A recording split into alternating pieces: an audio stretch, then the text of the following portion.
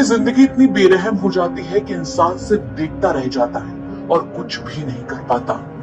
एक पल पहले जो लोग हंस रहे होते हैं, बातें कर रहे होते हैं, सपने देख रहे होते हैं, अगले ही पल वो सिर्फ एक याद बनकर रह जाते हैं। ये कहानी भी कुछ ऐसी ही है, एक खुशहाल परिवार की, एक धार्मिक यात्रा की और एक ऐसे दर्द की जिसे सुनकर दिल कांप उठे।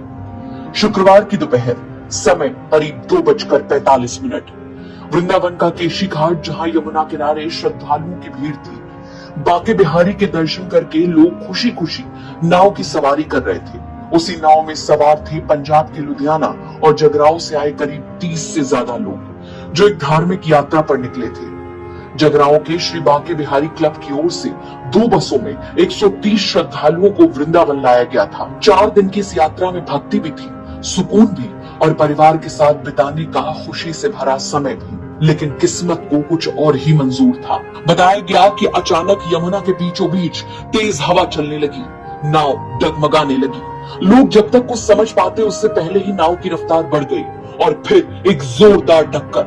नाव पोंटून पुल से जा टकराई और देखते ही देखते पूरी नाव पलट गई। चारों ओर चीख पुकार मच गई। लोग अपनी जान बचाने के लिए हाथ पैर मारने लगे। कोई मदद के लिए चिल्ला रहा था, कोई अपनों को ढूंढ रहा था। लेकिन गहरे पानी ने कई लोगों को अपने आगोश में ले लिया। इस दर्दनाक हादसे में 13 लोगों की मौत हो गई, जबकि कुछ लोगों को बचा लिया गया।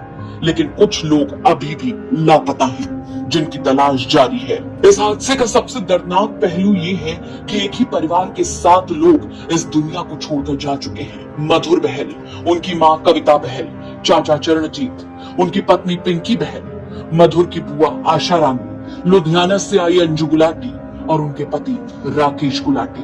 एक ही परिवार जो साथ आया था और एक ही पल में हमेशा के लिए बिछड़ गया।